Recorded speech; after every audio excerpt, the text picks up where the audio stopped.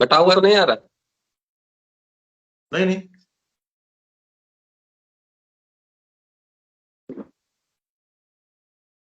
एकदम परफेक्ट। जी। चलिए शुरू करते ठीक। हैं। जो कौम अपना इतिहास नहीं जानता वह गुलाम, या यूं कहिए कि जिस कौम को गुलाम बनाना हो उसका इतिहास मिटा दीजिए।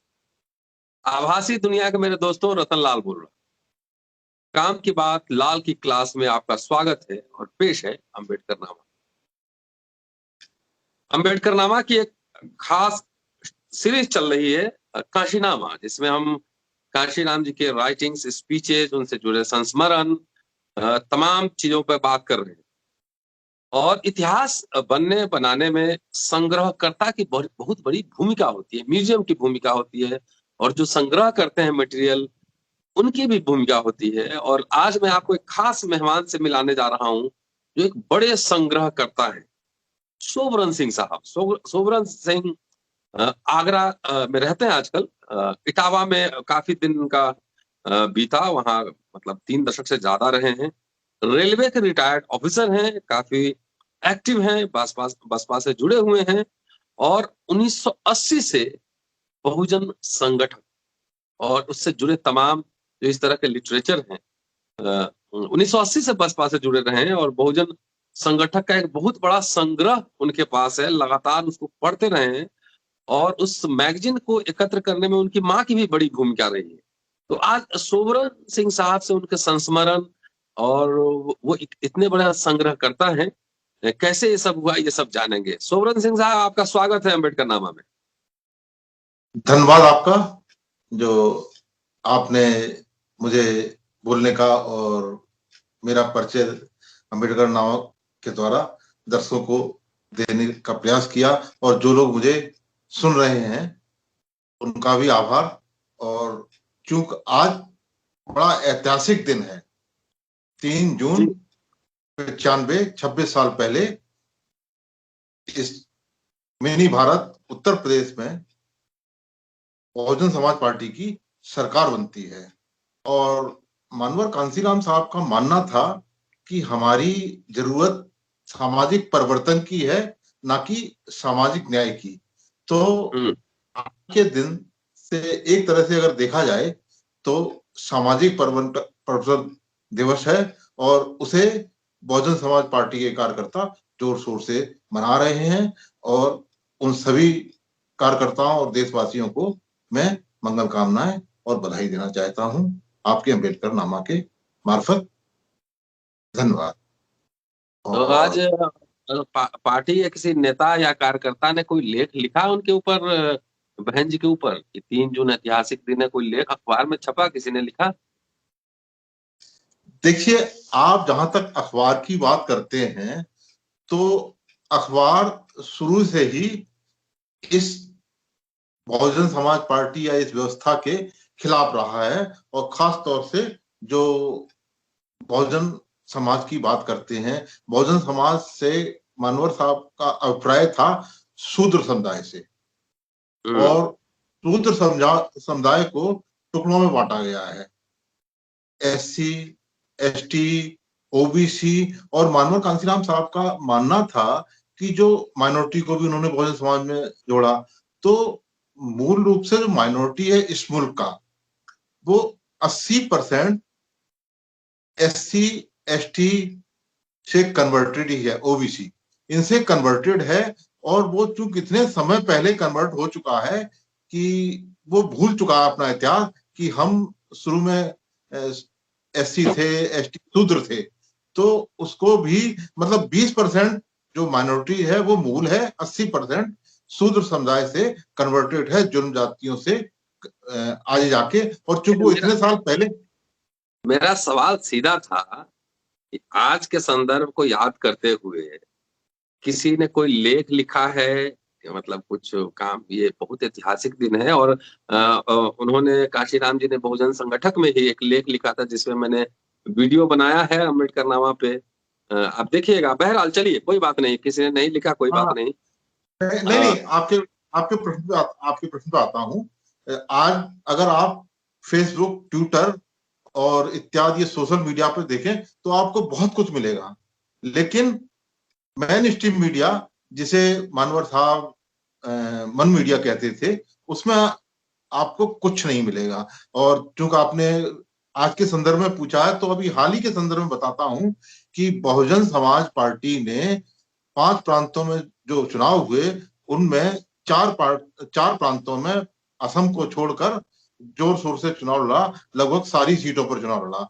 लेकिन आप किसी भी मैगजीन में, पत्र में या मेन स्ट्रीम मीडिया में इसका जिक्र नहीं देखेंगे। तो हमारे साथ हमेशा यही सौतेला व्यवहार होता रहा है, इसलिए कांसीराम साहब ने इसका मन मीडिया का, मेन स्ट्रीम मीडिया का शुरू से ही बहिष्कार करके चले। और मैं उस तो बहिष्कार कह रहा हूँ, हम जिस पे बात कर रहे हैं यही हमारा मेन स्ट्रीम मीडिया है।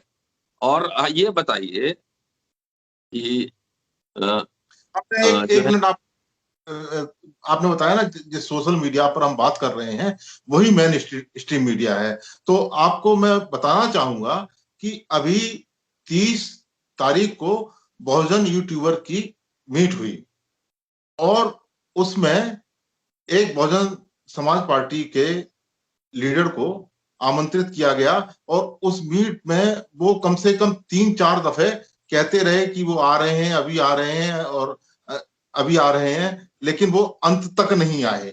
और जिसे आप मेन स्ट्रीम मीडिया कहते हैं, सोशल मीडिया को, वो भी आपकी उपेक्षा करता है। उस मीट में आज की तारीख में बहुजन समाज पार्टी इस देश की तीसरी सबसे बड़ी ताकत है, लेकिन जिसको आप सोशल मीडिया को मेन स्ट्रीम मीडिया कह रहे हैं, हमारे लिए यही मेन स्ट्रीम मीडिया है, तो वही उपेक्षा करता। अगर वो उपेक्षा ना करता होता तो मतलब आज दिल्ली में बहुजन समाज पार्टी की सरकार होती। नहीं नहीं, मैं उस मीटिंग में था, 30 तारीख की जो मीटिंग थी, और मेरा एक लेक्चर भी था वहां पर। कई बार कहते रहे कि एमपी साहब आ रहे थे, एमपी साहब आए कहाँ? वो तो बहन जी के साथ मीटिंग में व्यस्त थे। कहाँ है वो? उनको तो इनविटेशन नहीं बकायदा किया था। नहीं नहीं, अगर एमपी साहब ने टाइम दिया होता तो वो जरूर आते। एक काम कीजिए, आप किसी बसपा के एमपी का टाइम लेके मुझे दीजिए, मैं अम्बेडकर नामा पे इंटरव्यू करता हूँ। ऐसा है ना, हमने कहा कि ये जो सोशल मीडिया है, आपने कहा टाइम लेके दीजिए, तो आपको मैं बताऊं कि सिद्दीकी का नाम सुना होगा आपने, नई जमीन के संपादक रहे हैं, और ये बसपा से 6 महीने जुड़े रहे। 6 महीने जुड़े रहने के बावजूद बेंजी से मात्र 5-7 मिनट मिल पाए। तो इनकी पीड़ा ये थी। तो हमें मीडिया पे फोकस नहीं करना, हमें काम पे फोकस करना है। अगर आप ठीक है, इंटरव्यू ले चलिए रहे हैं, हाँ, आइए, हमें अपने काम पे फोकस बात करना करते है। और हैं। तो कांसीराम साहब ने, मत हाँ जाइए ना, बताएं। सीधे पॉइंट पे आइए। कौन है, कहाँ उसमें नहीं जा रहा है, पॉइंट पे आइए सीधे। जो हम आपसे पूछ रहे हैं उसका जवाब दीजिए, खाली इधर उधर मत जाइए। आप ये बताइए कि कांशीराम साहब ने कई तरह के पत्र पत्रिकाएं विभिन्न भाषाओं में निकाले, निकाले कि नहीं निकाले? बिल्कुल निकाले। उस समय उनके नहीं, पास पैसे जब भी हम कम रहे। देखिए, जब आप पूछ रहे हैं तो फिर हमें विस्तार से जाना पड़ेगा, तभी तो बात हमारी क्लियर हो पाएगी। अगर हम इधर ये उधर नहीं जाएंगे, विस्तार से नहीं बताएंगे, तो हमारी बात क्लियर हो ही नहीं पाएगी। ड्राइंग रूम में गपशप करना हो तो विस्तार से, जब मीडिया पे बात करें उसकी एक सीमा होती है, समय की सीमा होती है। 20 मिनट आपसे बात करेंगे तो सीधा टू द पॉइंट। उन्होंने निकाला ना, बहुत सारे अखबार पत्र पत्रिकाएं निकाला कि नहीं निकाला? उन्होंने निकाला, उसके बाद बहन मायावती जी ने भी निकाला माया युग। चलिए, बहुत बढ़िया। तो मैं चल रहा है। माया युग इसलिए नहीं चल रहा है कि जिनके सहयोग से निकाला था उनको राज्यसभा में भेजा, उन्होंने करोड़ों रुपए का घपला करके धोखा दिया। चलिए, खैर कोई बात नहीं है। चलिए, इस सब बात को छोड़िए। कौन क्या क्या नहीं, के काम करने वाले लोग काम करते हैं, और एक्सक्यूज नहीं होता है कभी। और इसी लॉकडाउन में हमने भी अम्बेडकर नामा चला, घर बैठ के मोबाइल से आपसे बात कर रहे हैं। हम तो कोई चंदा भी नहीं लिए, ना हम एमपी है, ना कोई फंड हमको। आप भी चंदा नहीं दिए, कोई नहीं लिए, चंदा मांगे नहीं ना। लेकिन चल रहा है ना, हजारों लोग सुन रहे हैं ना, रोज सुन रहे हैं कि नहीं आप सुन? आपको सुन रहे हैं तो आपको यही मालूम होना चाहिए कि अभी 16 मई को ट्विटर ट्रेंड चला था, नेशन वांट्स बहन जी। आपको मालूम है? चलिए, आप कांशीराम जी से कब और कैसे मिले? कांसीराम जी से ऐसा हुआ कि मैं इटावा में रेलवे में सर्विस करता था। तो उस दौरान, चूंकि इटावा छोटा शहर है, कस्बा नुमा शहर है, तो अमूमन सभी लोगों से जान पहचान हो जाती। चूंकि मैं स्टेशन पर था तो इस नाते भी जान पहचान लोगों से हो गई। तो मेरी कांसीराम साहब से मुलाकात हुई पहली दफे चंडीगढ़ में 14 अक्टूबर सन 1981 को, बामसेब के थर्ड नेशनल कन्वेंशन। और उससे एक साल पहले मैं बहुजन संगठन के मार्फत उनके आंदोलन को समझने लगा था और मेरा वैचारिक तौर पर उससे जुड़ाव होने लगा था। और अगस्त 82 में हम लोगों ने रेलवे के मनोरंजन सदन में एक प्रोग्राम करवाया था, जिसमें श्री RN आर्या और भास्कर जी, जो उस टाइम टेलीफोन डिपार्टमेंट में थे, टेलीफोन और PNT अलग अलग डिपार्टमेंट हो गए, तो वो टेलीफोन में दोनों लोग थे, एक फिरोजाबाद थे, एक मथुरा थे। RN आर्या जी बाद में राज्यसभा भी सांसद बने, तो वो हम लोगों को कैडर देने आए थे। और उसके बाद हम लोग थर्ड नेशनल कन्वेंशन में गए थे, वहीं मेरी पहली मुलाकात हुई थी। हम 5 लोग इटावा से गए थे, जिसमें 3 लोग हम रेलवे के थे, मैं, श्री रामस्वरूप बाबू, श्री BL बंसल, और 2 लोग मास्टर पन्नालाल और श्री मास्टर पन्नालाल GIC के मास्टर थे, और श्री SR। उसके बाद मुलाकात हुई? उसके बाद तो अनगिनत मुलाकातें हुई। वो इसलिए हुई कि मानवर कांसीराम साहब में काम करने का एक जुनून था, और वो बैठते नहीं थे, निरंतर काम करते रहते थे। तो काम करने के लिए वो भाग दौड़ भी बहुत करते थे। तो उसके बाद जल्दी ही मेरी मुलाकात होती है 22 अप्रैल 82, मतलब अक्टूबर अप्रैल, 6 महीने के अंतराल में। वो हमारे यहाँ अंबेडकर जयंती का प्रोग्राम था, और मैं मानवर कांसीराम साहब को उरई से लेने के लिए गया था, और उरई से लेकर आया इटावा। और हालात ये थे कि हम लोग किस तरह मानवर साहब को मैनेज करते थे, लाते थे, तो हम ही लोग जानते हैं। और आजकल तो साधन संपन्न है, जरा सा आंदोलन खड़ा कर लेते हैं तो तमाम। लेकिन उस टाइम हमारे पास पेट्रोल, उन्होंने, उरई वालों ने कहा था कि जीप तो हम दे देंगे, पेट्रोल आपको डलानी पड़ेगी। तो पेट्रोल डला के, और वो पेट्रोल डली थी करीब 250 रुपए की, डीजल डला था, तो वो डला के वो भी मतलब हमको बड़ा भारी मालूम पड़ा था। तो इस तरह साधनहीन लोग थे, और हम लोग लेके आते थे।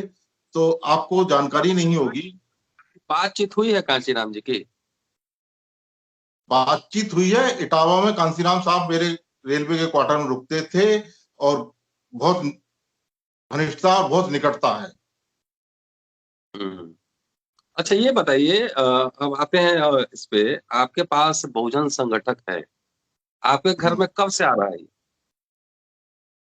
ऐसा है कि विधिवत तो मेरे घर में 81 के शुरुआत से आ रहा है, लेकिन चूंकि मेरे पिताजी रेलवे में सर्विस करते थे, और 80 से पहले उनकी पोस्टिंग बड़ौदा हाउस में थी, उसके बाद उनका ट्रांसफर कश्मीरी गेट हो गया था। कश्मीरी गेट पर आपके ही नामा राशि श्री रतन सिंह जी मेरठ के थे, वो बड़े सक्रिय थे इस आंदोलन में। तो 14 अप्रैल 84 को पेपर 80 को ये पेपर की शुरुआत होती है, तभी से वो मेरे 50 पैसे का पेपर होता है। मेरे पिताजी के अधीनस्थ वो काम करते हैं, मेरे पिताजी को पेपर देने लगते हैं। चूंकि मेरे पिताजी धार्मिक प्रवृत्ति के थे, तो उनके साथी होने के नाते, अधीनस्थ होने के नाते, वो हालांकि 10 रुपए भी नहीं लेते, 20 पेपर देते हैं, और फिर उसके बाद फिर जब 20 शुरू और देते हैं तब पैसे लेते हैं। तो वो पिताजी वीकेंड पर चूंकि इटावा आते थे तो अपनी अटैची में डाल लाते थे, और मुझे पढ़ने का शौक था, तो वो मैं पढ़ता था। तो उसके पढ़ते पढ़ते मुझे लगाव हो गया कि ये तो एक नई चीज थी, हमारे घर में इस तरह का वातावरण था नहीं। तो पढ़ते पढ़ते इस आंदोलन के प्रति मेरा झुकाव हुआ। इसके बाद मास्टर पन्नालाल जी जो GIC में थे, वो उस पेपर को वितरित करते थे, करने लगे इटावा में। तो जब वितरित करने लगे तो 2 हमारे साथी थे, जो हमारे साथी काम करते थे रेलवे में, श्री रामस्वरूप जी और मिस्टर BL बंसल। वो उनको पेपर देते थे लेकिन मुझे पेपर नहीं देते थे। तो एक दिन मैंने उनसे कहा कि मार साहब ये बताइए कि ये आप जो बहुजन समता अखबार है, ये मिस्टर बंसल को देते हैं और श्री रामस्वरूप बाबू को देते हैं, ये तो बाहर के लोग हैं, ये बंसल आगरा के हैं और ये रामस्वरूप बाबू कानपुर के हैं, मैं यहीं का हूं और मेरी आपकी पुरानी जान पहचान है, जीआईसी में जब पढ़ता था तब से जान पहचान है मेरी आपकी, लेकिन आप मुझे पेपर नहीं देते हैं, ये क्यों नहीं देते हैं? तो उन्होंने कहा कि ये पेपर आपके मतलब का नहीं है। हमने क्यों नहीं है?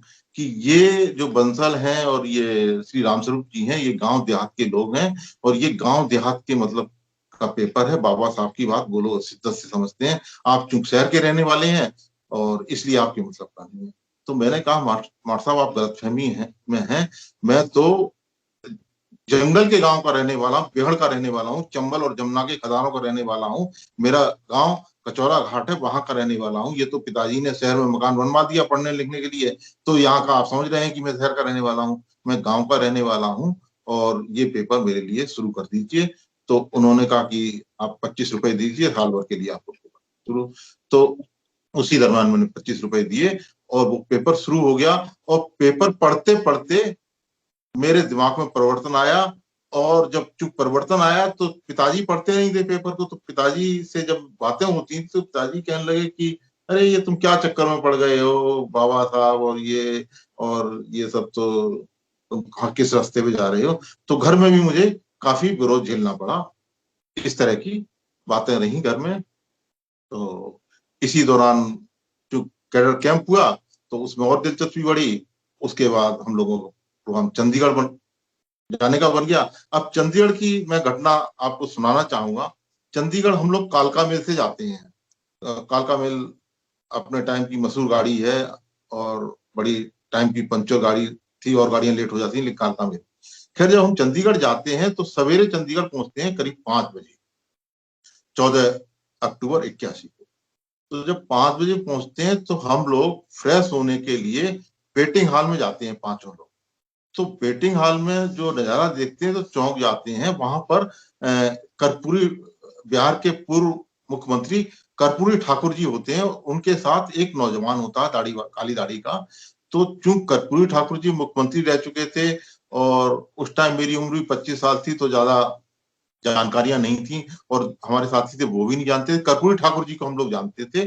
तो हम लोग उनसे हम लोगों ने नमस्ते वमस्ते की, बातचीत की। तो वो बड़ा प्रेम से हम लोगों से मिले और उन्होंने मतलब दूसरे व्यक्ति का परिचय कराया कि ये श्री रामविलास पासवान जी हैं। लेकिन हमको ये नहीं मालूम था कि जिस प्रोग्राम में हम जा रहे हैं उसी प्रोग्राम में ये लोग भी जा रहे हैं। तो 10 बजे 9-10 बजे के बाद फ्रेश फ्रेश होकर हम पहुंच गए। सेक्टर 17 में प्रोग्राम था और वो परेड ग्राउंड मैदान था, जो मार्केट, मेन मार्केट था वहां पर। और उसका मानवर कांसीराम साहब ने तत्कालीन नाम अंबेडकर मैदान दे रखा था। तो उसी मैदान में लगभग 11 बजे मानवर कांसीराम साहब से मेरी मुलाकात होती है। और मुलाकात के बाद में बताता हूँ कि हम लोग इटावा से आए हैं। तो हमारे एक साथी जो पन्ना लाल जी थे, उनकी चूंकि पहले दिल्ली में मुलाकात हो चुकी थी, तो वो कहते हैं हाँ पन्ना लाल जी मैं जानता हूँ। और ये आदर्श भी, क्यों उससे पहले 2 अधिवेशन हो चुके थे, एक नागपुर में एक दिल्ली में। नागपुर में हमारे साथी श्री एस.आर. आदर्श जी जो हमारे बीच नहीं रहे बैंक के, वो गए थे पहले वामसेफ के अधिवेशन में। दूसरा अधिवेशन दिल्ली में रामलीला मैदान में हुआ था, उसमें मास्टर पन्ना लाल गए थे। 2 लोग हमारे इटावा से गए थे। और उसके बाद जो तीसरा हुआ, और जो तीसरे के बाद मानवर कांसीराम के नेतृत्व में कोई अधिवेशन नहीं हुआ। और उस तीसरे अधिवेशन में मानवर कांसीराम साहब ने बड़ी महत्वपूर्ण बातें बताई थी, तो वो मैं बताना चाहूंगा। वो ये था कि कांसीराम साहब को उन्होंने महाराष्ट्र में बहुत काम किया और महाराष्ट्र में जो उन्होंने काम किया तो उनको, उनके अनुभव से उन्हें धोखा बहुत मिला। और वही मतलब धीरे धीरे उत्तर भारत में उनके साथ हुआ। तो वो धोखा खाते हुए भी चूंकि उनका इरादा अटल था और मजबूत, उनमें आत्मविश्वास बहुत था। और वो उनका आत्मविश्वास ही था, वो इतना बड़ा काम इस मुल्क में कर गए। बल्कि यानी हम लोग कभी कभी देखते थे जहां जाते थे 4-4 5-5 लोगों से ज्यादा नहीं होते थे, लेकिन वो 4-5 लोगों में भी अपनी बात रखते थे। खैर, चंडीगढ़ की बात चल रही है तो चंडीगढ़ में मानवर कांसीराम साहब ने उसी टाइम बता दिया था कि शीघ्र ही मैं बामसेफ को खत्म करने वाला हूं, क्योंकि बामसेफ को मैं, वो समझ रहे थे कि बामसेफ को लोग मुझसे छीनने वाले हैं। तो उन्होंने कहा था कि बामसेफ को मेरा इरादा था मॉरल बेस पे चलाने का, लेकिन कुछ लोग चाहते हैं कि इसे रजिस्टर कराया जाए। तो हम तो अपने आंदोलन को मोरल बेस पे चलाना चाहते हैं, तो लिहाजा मैं अब ये बामसेफ जो है लिमिटेड बन के रह गया है, ये आंदोलन कर नहीं सकता है और बहुत सी चीजें। तो मानवर साहब ने कहा था कि मैं शीघ्र ही नया संगठन बनाऊंगा, उससे आप लोगों को जुड़ना होगा, और वो संगठन आंदोलन और क्रांति के लिए होगा, तो उसमें आप लोग नहीं जुड़ पाओगे, तो आप लोग अपने परिवार को, पत्नी को, बच्चों को, जो विवाह हो रहे हैं, उनको जोड़िएगा। तो उसी के पश्चात ये चंडीगढ़ में 14 अक्टूबर से 18 अक्टूबर 5 दिन का अधिवेशन था। और चूंकि मानव साहब जो तिथियां चुनते थे वो बड़ी ऐतिहासिक होते थे, क्योंकि बाबा साहब ने 14 अक्टूबर सन 56 को बौद्ध धर्म ग्रहण किया था, उसके 25 साल बाद ये प्रोग्राम कांसीराम साहब आयोजित कर रहे थे उसी तारीख को। और इस तारीख के मात्र कुछ दिन बाद जब मानवर बाबा साहब का परिनिर्वाण होता है, 6 दिसंबर को मानवर कांसीराम साहब DS4 बना लेते हैं। और आपको जानकर ताज्जुब होगा, जो DS4 बनाते हैं वो कभी लोगों को मालूम होगा कि कहाँ बनाई और कैसे बनाई। DS4 का एक मानवर कांसीराम साहब बैनर बनवाते हैं, और बैनर करोल बाग के कार्यालय में 10x10 के कमरे में लगाते हैं, जहां जिस तरह अभी हम लोग अपनी सेटिंग करते हैं कि देखिए फ्रेम में हम आ गए कि नहीं आ गए। तो एक दिलीप मेंढे हुआ करते थे फोटोग्राफर, जो बहुजन संकट के लिए फोटोग्राफी करते थे। बाद में उन्होंने तीसरी कसम फिल्म भी बनाई। तो वो फोटोग्राफी उन्हें वो 10x10 के कमरे में मानवर कांसीराम साहब का फोटो और बैनर पूरा आ जाए, लेने के लिए काफी एंगल बनाना पड़ा। तो आज भी मतलब कांसीराम साहब ने केवल अकेले फोटोग्राफर और बैनर और मानवर कांसीराम साहब ने DS4 बना लिया, और उसका उसके तुरंत ही बाद धुआंधार काम किया। और दिसंबर में जब उन्होंने बनाया, मई में हरियाणा के चुनाव आ गए। तो हरियाणा के चुनाव में कांसीराम साहब ने पूरी 90 सीटों पर प्रत्याशी खड़े किए गए, और उस हरियाणा के चुनाव में भी मुझे जाने का अवसर मिला। ये रामनरेश, जो लोग आर्यन आर्या के नाम से जानते हैं, वैसे उनका पूरा नाम रामनरेश आर्या हुआ करता था। जो मूल रूप से हमारे इटावा के थे, सर्विस उन्होंने पोस्ट एंड टेलीग्राफ में वहां की थी, मथुरा में, तो लोग मथुरा का जानते हैं, लेकिन वो इटावा के थे और हम इटावा वालों से लगाव था। तो एक दिन हमारे पास आते हैं इटावा, चूंकि हम स्टेशन पर होते हैं तो तमाम मैसेज वो हमको छोड़ के चले जाते हैं कि ऐसा है, चुनाव है हरियाणा का, और आप लोगों को कांसीराम साहब ने बुलाया कि कम से कम इटावा से 10 लोग तो आने ही चाहिए। तो मैं फिर अपनी यूनिट से, बामसेफ यूनिट से कहता हूँ कि ऐसे ऐसे साहब का संदेश आया है। तो लोग, मास्टर कर्नल कहते हैं कि लोगों को तैयार करते हैं, तो लोग तैयार नहीं हो पाते हैं क्योंकि कहीं जाने आने में खर्चा भी होता है, रहना भी पड़ता है। तो मैं और श्री राम स्वरूप जी, दो लोग हरियाणा के चुनाव में जाते हैं। मास्टर पन्नालाल जी कहते हैं कि आप लोग पहुंचिए, मैं 2 दिन बाद आता हूँ। तो एक हफ्ते हम लोग उस हरियाणा के चुनाव में रहते हैं। तो हरियाणा के चुनाव जो होते हैं, वो जो हमारा पार्टी कार्यालय था करोल बाग में, उसके पास ही कीकर चौक एक है और अग्रवाल धर्मशाला है। तो मानवर कांसीराम साहब पूरी धर्मशाला ही महीने भर के लिए बुक करवा लेते हैं, और उसी धर्मशाला से हरियाणा के चुनाव का पूरा संचालन होता है।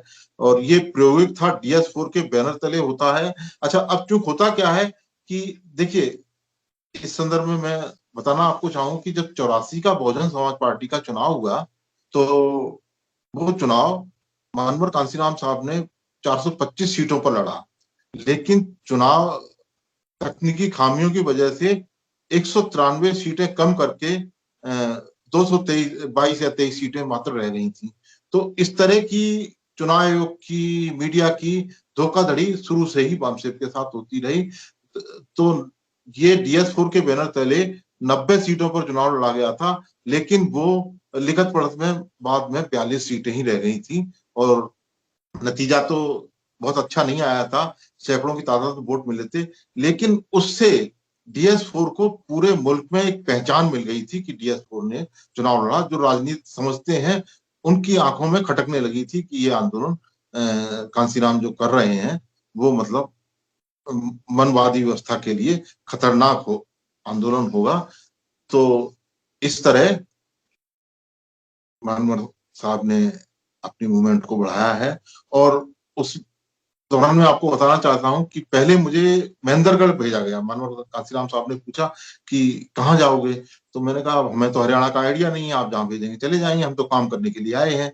तो वहां दो लड़के खड़े थे मथुरा के, तो साहब ने उनसे पूछा कि भाई तुम महेंद्रगढ़ गए हो? तो उन लड़कों ने बताया कि हम महेंद्रगढ़ तो नहीं गए हैं, लेकिन रेवाड़ी तक हम गए हैं, उसके आगे महेंद्रगढ़ है। तो कि ठीक है, आज आप लोगों को महेंद्रगढ़ जाना है। तो दो लड़के मथुरा, जिनका एक का नाम मुझे अभी याद है, रूपकिशोर था, पढ़ने वाले लड़के थे, उनकी छुट्टियां हो गई थी। तो कांसीराम साहब ने कहा कि ये दो लड़के आपके साथ जाएंगे क्योंकि ये छात्र हैं और आप लोग एम्प्लॉई हैं, तो इन दोनों का खर्चा आपको ही वहन करना पड़ेगा। तो हम लोग बस से कश्मीरी गेट अंतरराष्ट्रीय बस अड्डे से महेंद्रगढ़ के लिए बस पकड़ी। बस पकड़ के महेंद्रगढ़ गए। तो महेंद्रगढ़ हम लोग दोपहर में पहुंच गए, करीब 2 बजे, 11 बजे से चल के। तो जब 2 बजे से पहुंच गए तो प्रत्याशी का मालूम किया तो 3-4 घंटे हमको प्रत्याशी को खोजने में लग गए जो वहां प्रत्याशी लड़ रहा था। तो खैर अंतोगत्वा प्रत्याशी आया और प्रत्याशी ने बताया कि हमने तो बहुत अच्छा काम कर रहे हैं, बहुत मेहनत कर रहे हैं। लेकिन और लोगों से पूछताछ करने दलित बस्तियों में हम गए तो मालूम पड़ा कि यहाँ तो कोई काम नहीं है DS4 का। तो हमने उसको लिखवा लिया लोगों से कि भाई आप लिख दीजिए। तो जो बता रहा था उसने कहा हम पढ़े लिखे तो है नहीं है। तो एक पढ़े लिखे बच्चे से कहा भैया ये जो बता रहे हैं वो लिख दीजिए, इनके दस्तखत करवा लेंगे। उसने ये कहा था कि हम दस्तखत कर लेते हैं, तो इनके दस्तखत करवा लेंगे। तो उससे लिखवा लिया कि ये व्यक्ति तो कोई काम कर नहीं रहे जिनको टिकट दिया गया है। इस तरह लिखवा के हम लोग लौट आए। जब लौट के आए तो हमको दिल्ली लौटते लौटते में रात के 1 बज गया, क्योंकि हमको सीधी बस मिली नहीं, नारनौल तक की बस मिली। नारनौल में भी हमको 1-2 घंटे दिल्ली के लिए बस का, तब बस सर्विस इतनी बढ़िया नहीं थी, तो 1-2 घंटे इंतजार करना पड़ा। अंततः हम 1 बजे आए। और उन दिनों, आजकल तो दिल्ली सोती नहीं है, उन दिनों रात में दिल्ली सो जाती थी। ये जो 4 दशक पुरानी बात बता रहा हूँ। तो सन्नाटा हो गया था, दिल्ली सो चुकी थी। साधन भी हमको कुछ मिला नहीं, लेकिन वो लड़के रास्ता जानते थे। तो हम लोग पैदल पैदल चलते हुए करोल बाग आए। एक आध जगह पुलिस वालों ने भी परेशान किया, कुत्तों ने भी परेशान किया। खैर अंततः हम लोग आ गए। लेकिन महेंद्रगढ़ में भी कुछ खाने को नहीं मिला था, तो भूखे बहुत थे हम लोग। तो जब अग्रवाल धर्मशाला में आए तो वहां पर जो लोग थे उनसे कहा भाई कुछ खाने को तो दीजिए।